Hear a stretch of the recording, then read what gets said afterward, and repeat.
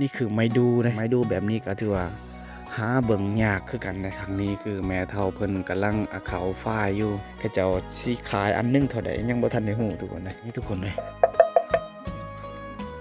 ก็หาเบิ่งยากมันได้แบบนี้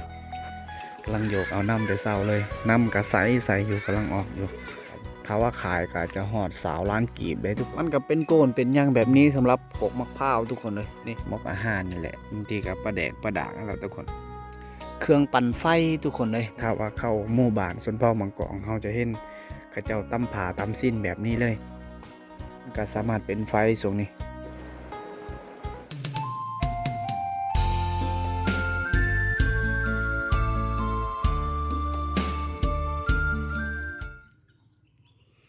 ยามตอนเช้าทุกคนเลยหลังจากที่กลับจากงานแต่งนะตอนนี้มาอยู่บ้านอีกหมู่บ้านหนึงฮะ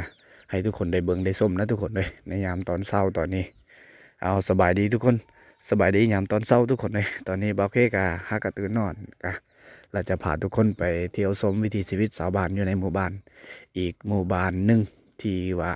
เป็นหมู่บ้านลึกลับแห่งหนึ่งนะอืมตอนนี้ก็กำลังย่างไปเลยมาเขาอันนี้ตารางเล่าเขาเจ้านี่เลยก็เจ้าห้ากระเห็ดแล้วใหม่ๆได้ทุกคนเลยมันก็ยังมีการดังเดิมอีกแบบหนึ่งเลยนี่ก็เจ้าเอาไม้ฟางเอาไม้ยังมาเห็ดผาเห็ดยังได้ทุกคน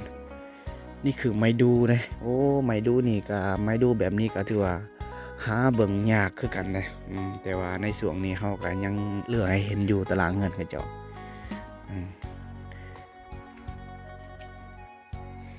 อันนี้คือดอกแคมเด้อทุกคนเลยนะดอกแคมพระเจ้ากำลังตากแบบนี้เลยนี่โอ้เอาเบิดนี่เลยเด้อพระเจ้าตาก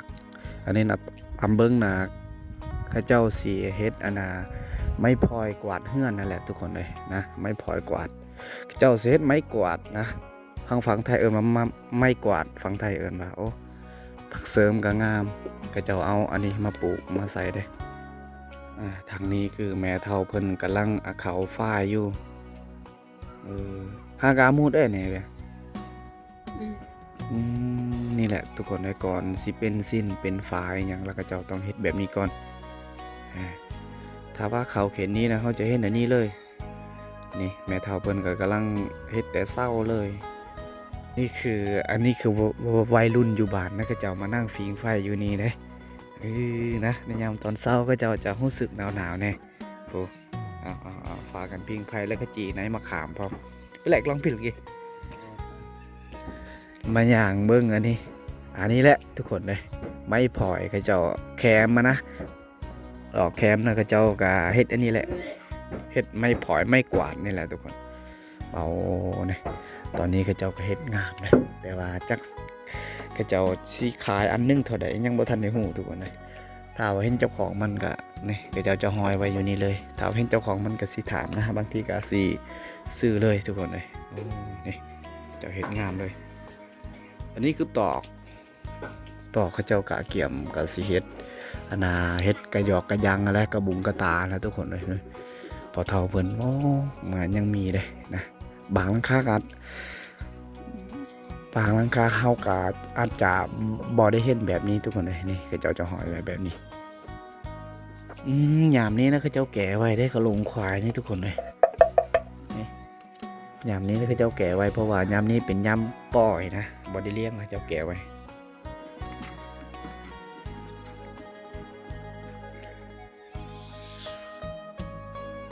แม่เฒ่าเพิ่นก็กำลังเฮ็ดอันนั้น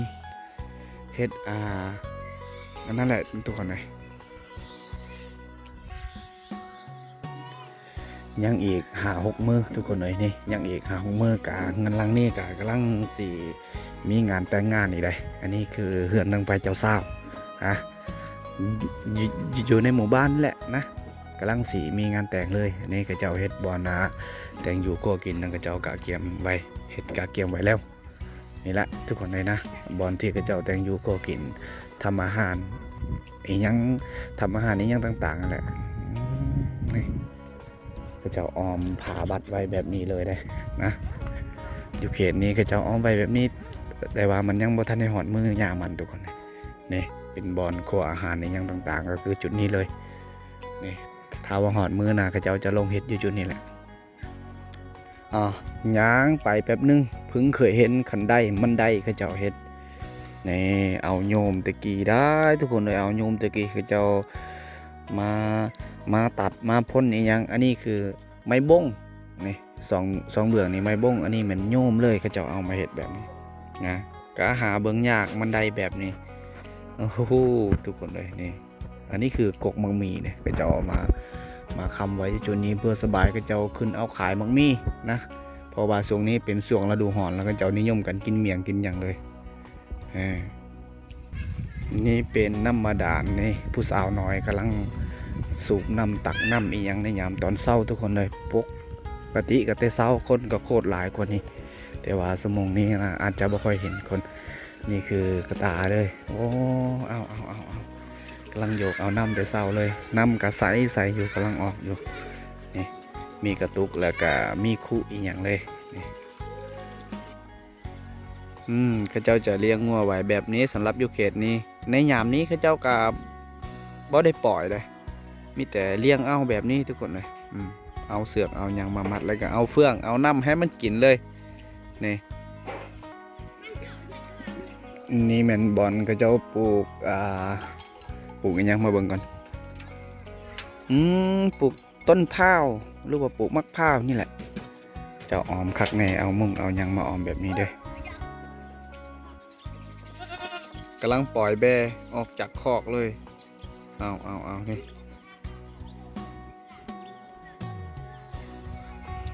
อันนี้คือเฮือนแต่โบราณดังเดิมเลยกะถือว่าอยู่ในหมู่บ้านนี้เฮากะยังเลือกให้เห็นอยู่ทุกคนเลยนะนี่ตอนนี้กะบ่มีคนอยู่นะเด้มันจะเป็นแปลนแต่เก่าและสังสีแต่เก่านะเขาเจ้าเฮ็ดแบบทรงเก่าเลยนี่ไม้ป้งไม้แปลนเขาเจ้าเก็บเมียนไว้โอ้ช่วงนี้ไม้แปลนก็ถือว่าหายากเลยแปลนแบบนี้ทุกคนเลยต้องได้เสียเงินหลายล้านเพื่อสิได้ลงมาแบบนี้นะมันก็บ่แม่นง่ายทุกคนเลยถ้าว่านั่นก็ต้องได้เสียเงินเป็น10 ล้านอันนี้คือกกหมากกระทันที่ใหญ่ที่สุดอยู่ในหมู่บ้านเลยมันน่าจะแม่นหลาย10 ปีเกิดสิฮอด30 ปีเลยกกหมากกระทันเดี๋ยวนี้หมากกระทินกระทันแล้วทางนี้คือขอกหมูเลยโอ้ทุกคนเลยเขาเจ้าขังไว้หมูกับบักใหญ่ๆอยู่นี่2 ตัวเลยมันกับพากันนอนอยู่แบบนั้นเลยปลาตัวนี้ขอกบักใหญ่ๆเขาเจ้าเอาไม้เอาหยังมาเฮ็ดนี่แหละนะอันนี้คือกระป่างบอมบี้แต่เก่าเลยก็ยังเหลือให้เห็นอยู่ทุกคนเลยส่วนทางนี้คือควายเขาเจ้าเขาเจ้าก็จะเลี้ยงไว้แบบนี้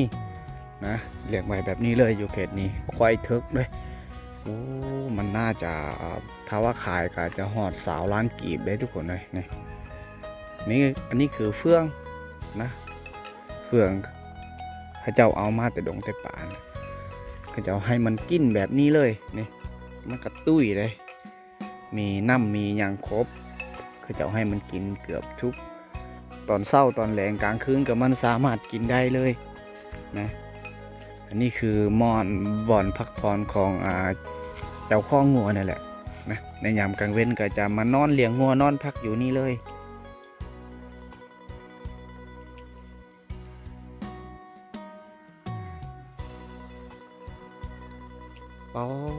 นี่มันก็เป็นโกนเป็นยังแบบนี้สำหรับกกมะพร้าวทุกคนเลยนี่ว้าเมื่อหอดละดูนี่น้องตัวนี้มันก็จะแห้งได้ทุกคนเลยนี่ยังเหลือน้อยเดียวนำน้ำก็ยังเหลือน้อยเดียวนะถามว่าช่วงละดูนั่นก็อาจจะเต็มเลยแถวนี้มีกบมีเขียดอึกทึกในยามกลางคืน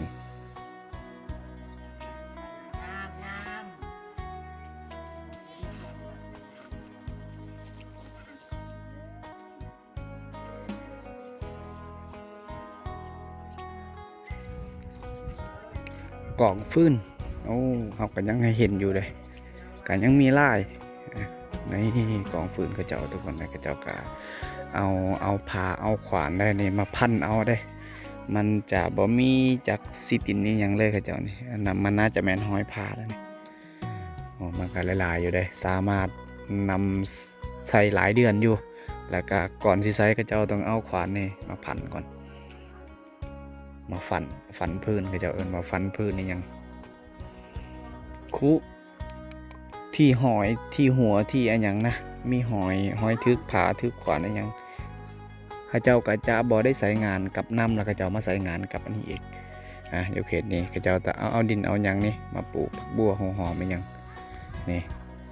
เขาเจ้าปลูกแบบนี้เลยเลยอันนี้มันน่าจะแมนเบียร์มังหุ่งได้นี่โอ้ทุกคนเขาเจ้ามาเฮ็ดแบบนี้เลย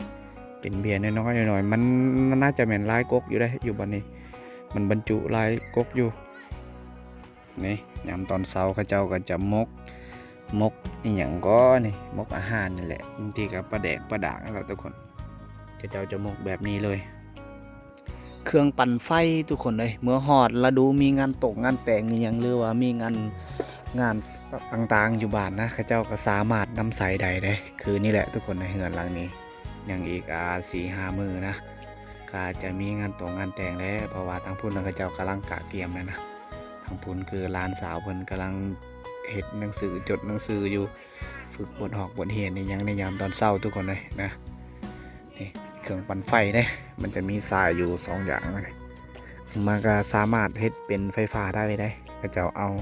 รถไถรถยังมาเสียบนี่แสงโซลาร์เซลล์ตรงนี้นะข้าเจ้าก็อาจจะบ่ได้ใส่งานมันข้าเจ้ามาฮอนี่1 2นี่อาจจะแม่น3 4 อันพุ่นทุกคนเลยข้าเจ้าก็บ่ได้ใส่งานแล้วนี่แบ่หรือว่าสัตว์เลี้ยงของข้าเจ้าได้หากระลงมาแต่คอกมันก็ไปหากินเองมันได้ทุกคนเลยนะแบ่ข้าเจ้าและเองอย่างอันนี้คือขอกแบ่เลยนะเป็นขอกแบ่ของข้าเจ้าโอ้ฝุ่นนี่คือฝุ่นขี้แบ่สามารถเอาไปใส่อยู่ท้องนาได้สำหรับขี้แบ่ทุกคนเลยส่วนทางฝุ่นแม่นขอกหมูโอ้ตรงนี้นะข้าเจ้ากำลังขังหมูไว้แถวนี้อยู่แบบนี้นะนิยมกันขังเลยมันจะมีหางอยู่อันข้างในนะโอ้โมโตบักใหญ่ๆเลยนี่ทุกคนเลยขอย้ำเลยทุกคนเลยยังอีก5-6 มื้อก็อาจจะมีงานแต่งอยู่ในเรือนหลังนี้เลยนะนี่แหละเพราะว่าข้าเจ้ากะเกี่ยมหมดแล้วบ่อนแต่งอยู่ก็กินนี่เข้าไปแป๊บหนึ่งก็มันจะเจอสิ้นนี่แหละถ้าว่าเข้าหมู่บ้านส่วนพ่อมังกรเขาจะเห็นข้าเจ้าตั้มผ่าตั้มสิ้นแบบนี้เลยนี่ทุกคนเลยมันเป็นสิ้นหลายงามเลยมันมีประกอบสีอยู่หลายๆสีข้าเจ้าประกอบไว้นี่กระแมนอยู่นี่คือแห่เด้โอ้มันเป็นแห่ที่สอนป่าน้อยได้ทุกคนเลยแต่ว่าตอนนี้นะมันจะขาดเบิดแล้วข้าเจ้าก็อาจจะบ่ได้ใช้งานถ้าว่าสวงนำคุ้นแล้วก็จะใช้งานได้แห่ตัวนี้กำลังขึงข้าวผัดข้าวอย่างแหละในยามตอนเช้าแล้วก็เจ้าจะเฮ็ดอันนี้ทุกคนเลย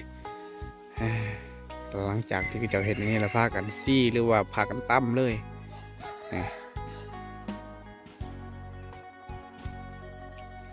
กำลังทำงานเป็นไฟสำหรับแสงโซลาร์เซลล์เลยข้าเจ้าไม่ได้เพิ่มหลอดเพิ่มอย่างเลยแต่มันก็สามารถเป็นไฟส่วนนี้มันยังไม่ได้ถือแสงแดดอย่างเลยมีแห่มีอย่างมีมองก็จะมาเกี่ยงไว้กระพุ้ยเล็กแต่เก่ากำลังสีย่างลงไปที่แม่น้ำสายบางเฮียงอาจจะเป็นทางหน้าพุ่นแหละ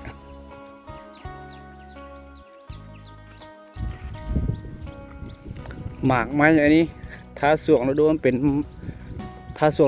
หมากนะจะมีนกปลิ้วนกหยังเข้ามากินได้เบานี่อยู่ที่ทุกคนเลยนะโอ้สวงนี้ทุกคนเลย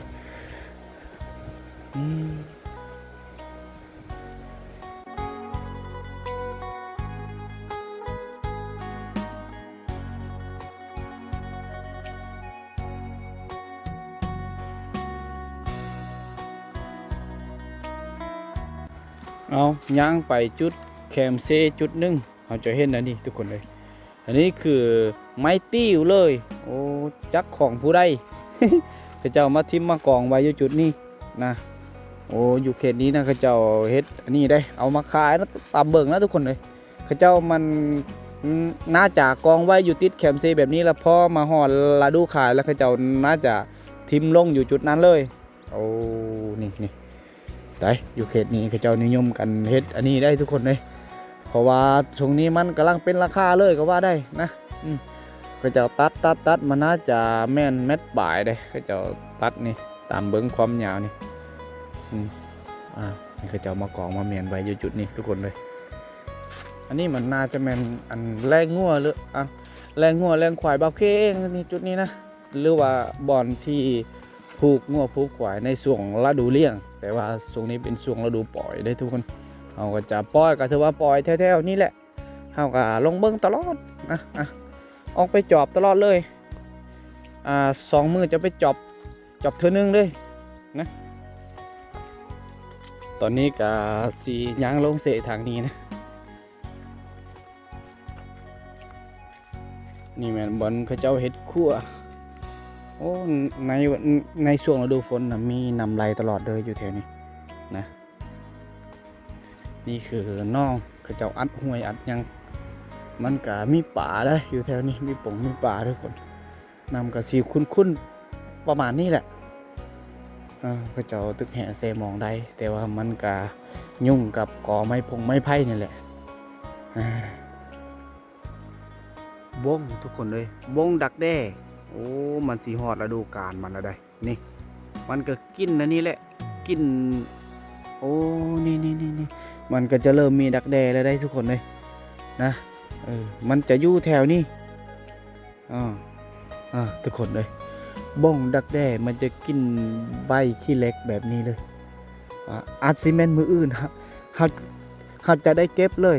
นะมันจะอยู่แถวใบไม้แถวนี้แหละทุกคนเลยมันก็เริ่มหอดฤดูกาลมันจะลงกินเองนะอันนี้กาสีย่างลงสีคือเก่ายังบ่ทันได้ล้างหน้าได้บ่โอเคต้องสีล้างหน้าแล้วล้างหน้าจุดนี้แหละ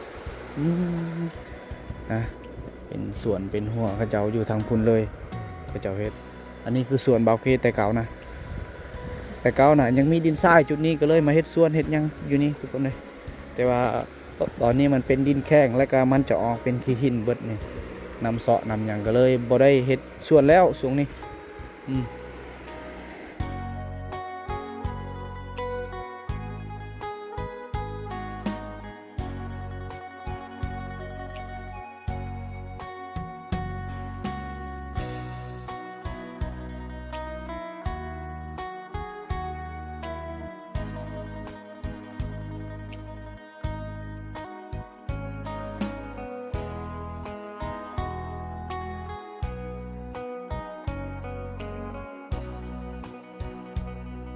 ตอนนี้กำลังย่างลงสีล้างหน้า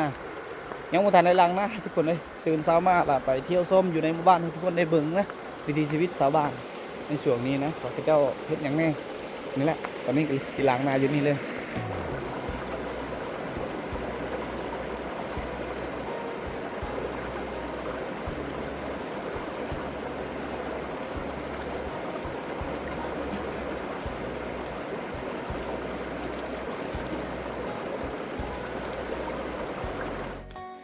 ทุกคนเลย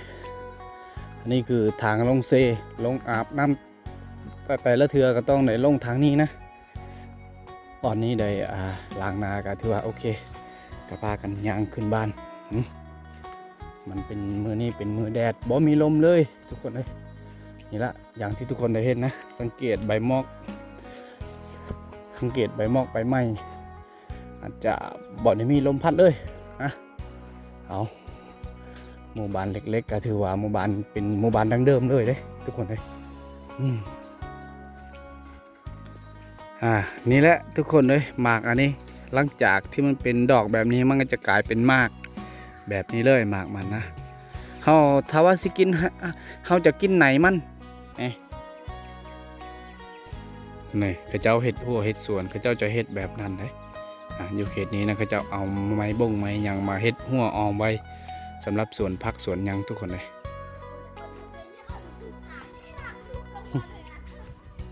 ไม้ฝางเขาจะโอ้เขาจะปาดเป็นแผ่นแบบนี้แล้ว อันนี้ก็เขาจะเฮ็ดไว้อยากเฮ็ดผาเฮือนผาสารนะมันน่าจะแมนแต่เมื่อวานนี่พอเท่าเพิ่นได้เฮ็ดทุกคนเลยนี่แหละขนาดเอาธรรมศาสตร์ไอ้นี่เลยไม่แต่ดงแต่ป่าเจ้าอยากเฮ็ดผาเฮือนตัวนั้นแหละนะนี่มันเขาเจ้าก็ยังใส่ให้เห็นอยู่